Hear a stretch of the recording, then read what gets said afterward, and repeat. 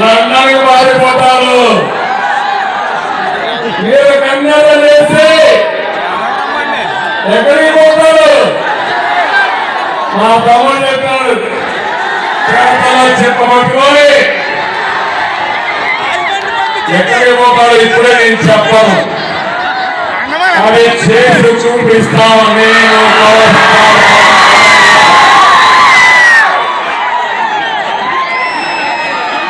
2014 అధికారం ఇస్తే రాష్ట్రాన్ని అభివృద్ధి చేయాలని ముందుకు పోయాం. అధికారాన్ని ఒక బాధ్యతగా తీసుకున్నాం. ప్రతి క్షణం రాష్ట్రం కోసం తప్పించాం. అద్భుతమైన రాజధాని ఉండాలని అందరి మద్దతుతో అమరావతిని మొదలుపెట్టాం. ప్రతి ఎకరాకు నీరు ఇవ్వాలని సాగునీటి బాధ్యతలు ప్రాధాన్యత ఇచ్చి పూర్తి చేశాం. 7 మండలాలతో కలిపి పోలవరాన్ని 72% పూర్తి చేసిన బాధ్యత ఆ రోజు ఎన్డీఏ పార్టీస్ కే దక్కింది. 11 కేంద్ర విద్యా సంస్థలు తెచ్చి భూములిచ్చి నిధులు సాధించి పనులు చేశాం. 100కు పైగా సంక్షేమ కార్యక్రమాలు తీసుకొచ్చాం. ప్రతి ఒక్క కుటుంబానికి బాసటగా నిలబడ్డాం. 5 ఏళ్లలో ప్రపంచంలో పెట్టుబడులు తీసుకొచ్చి మా తమ్ముళ్ళందరికీ ఉద్యోగాలు కల్పించాం. తమ్ముళ్ళు జాబు రావాలంటే మళ్ళీ మీకు జాబు రావాలంటే మేము రావాలి, ఓటులు రావాలి, ఓటులు రావాలంటే మీరే చేయాలి. 30 రోజులు పనిచేయాలి. అందుకే తమ్ముడు నేను ఎప్పుడు ఆలోచించండి, స్టేట్ ఫస్ట్ అనేది నా ఇంట్రెస్ట్. ఇదంతా మీ అవసరం.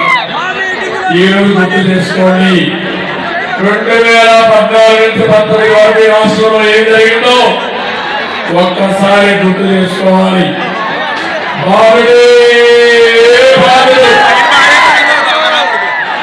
ఎన్నికల ముందు అందరూ అడిగారు, ఈ జగన్మోహన్ రెడ్డి పాదయాత్ర చేశారు, తల మీద చెయ్యి పెట్టారు, బొగ్గలు నిలిచారు, ముద్దులు పెట్టారు.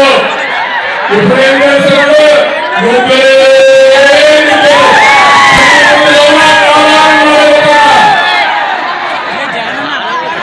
ఇంకో పక్క ఎక్కడ చూసినా ఇష్టానుసారంగా రాష్ట్రాన్ని విధ్వంసానికి గురి చేసి అప్పులకు తప్పులకి ఇప్పుడు రాష్ట్రం అయితే వ్యతిరేకమై ఉండే పరిస్థితి వచ్చింది.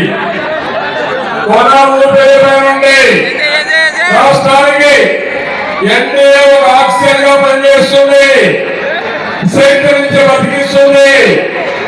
రాజధాని కట్టుకోవాలి, పోలవరంతో సహా సాగునీటి ప్రాజెక్టులు పూర్తి చేసుకోవాలి, రాష్ట్రానికి పరిశ్రమలు తేవాలి, మా బంగారు తమ్ముడికి ఉపాధి కల్పించాలి, ఉద్యోగాలు ఇప్పించాలి, ఇండస్ట్రియల్ కారిడార్స్ అభివృద్ధి చేయాలి. ఇవన్నీ జరగాలంటే కేంద్ర మద్దతు, నరేంద్ర మోడీ గారి సహకారం ఈ రాష్ట్రానికి అవసరం. అప్పుడే శిథిలమైన రాష్ట్రాన్ని మళ్ళీ ఘాటున పెట్టగలుగుతాం. ప్రజలందరూ అర్థం చేసుకోవాలి, ప్రత్యేకంగా యువత అర్థం చేసుకోవాలి. దీంట్లో మా స్వార్థం లేదు, నాకేదో ముఖ్యమంత్రి పదవి కోసమో లేకుంటే పవన్ కళ్యాణ్ అధికారం కోసమో మేము ప్రాకులాడడం లేదు. రాష్ట్రం కోసం, మీ భవిష్యత్తు కోసం ఆలోచిస్తున్నాం. ఆశీర్వదించమని మరొకసారి మిమ్మల్ని అందరినీ కోరుతున్నానని చెప్పి కూడా నేను మీకు తెలియజేస్తున్నా. నేను ఒక విషయం మీ అందరినీ కోరుతున్నా, ప్రతి ఇల్లు ప్రతి పౌరుడు ఆలోచించాలి.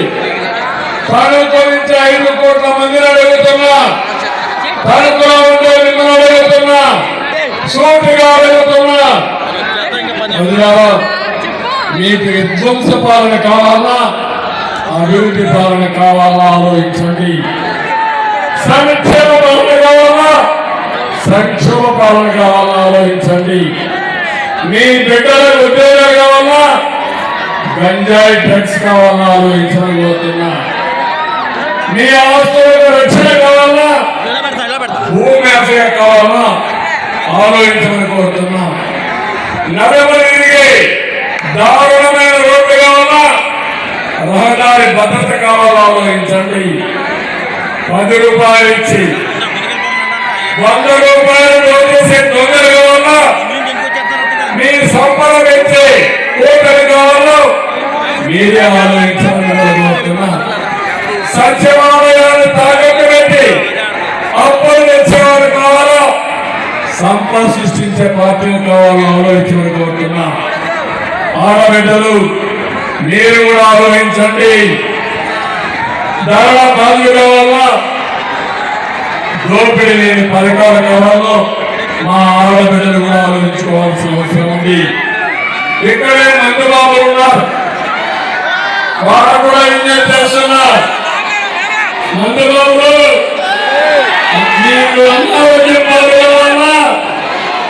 జీవితాన్ని పూర్తిగా నిషేధించి మిమ్మల్ని ఆదుకునే పాలసీ కావాలో ఆలోచించమని మందుబాబులు కూడా కోరుతున్నా. దళితులను చంపి డోర్ డెలివరీ చేసే నాయకులు కావాలా, దళితులకి ఇన్నోవా లాంటి కార్లు ఇచ్చి పారిశ్రామికవేత్తలుగా తయారు చేసే పార్టీ కావాలా, దళితులు కూడా ఆలోచించమంటున్నా. ప్రతి ఇంట్లో చర్చ జరగాలి, ప్రతి షాప్ లో చర్చ జరగాలి. కిరాణా కొట్టు దగ్గర, హోటల్ దగ్గర, రెస్టారెంట్ దగ్గర, అపార్ట్మెంట్ లో, కాలేజీలో చర్చ చేసి నేను ఒకటే మిమ్మల్ని కోరుతున్నా. రేపు 13వ తారీఖున మీరు ఓటేసేది రాష్ట్రాన్ని కాపాడుకోవడానికి ఓటేయబోతున్నారు. ఈ ఒక్క కూటమి వేసి రాష్ట్రం కాపాడబోతుంది, అది గుర్తుపెట్టుకోవాల్సిందిగా నేను కోరుతున్నా. నేను ఒకటే మాట్లాడుతున్నా. ఈ రోజు ఇక్కడ రైతులు ఉన్నారు, ఏ ఒక్క రైతైనా ఆనందంగా ఉన్న తమ్ముళ్ళు చెప్పమంటున్నా.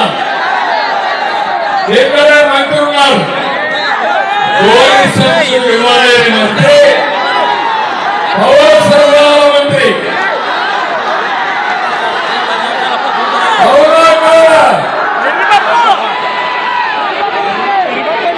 అందుకే నేను ఉంటే కోరుతున్నా. ముందుకెళ్తాక ఏమి లేదు.